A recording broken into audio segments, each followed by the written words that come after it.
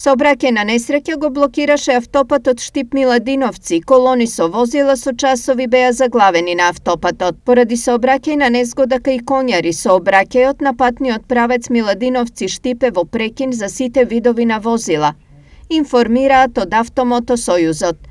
Најверојатна причина за несреќата е снегот на коловозот, зашто возачи кои во раните попладневни часови се затегнаа на овој автопат, реагираа на неисчистениот автопат и лошите услови за возење. Ако ептен мора да тргнете на кај Скопје, ставајте ланциот и ќе заглавите. Овој хорор досега не сум го видела.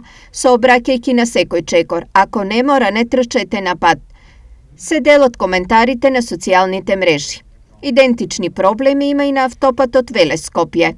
Снегот почна да врне во текот на денот и за кратко време направи покривка од неколку сантиметри која беше доволна за проблеми на патиштата. За разлика од патиштата кон Скопје, во источниот дел на државата засега сериозни проблеми и застои нема. Патиштата се проводи без некои поголеми проблеми. Имаме појава на ситни одрони кои редовно се чистат.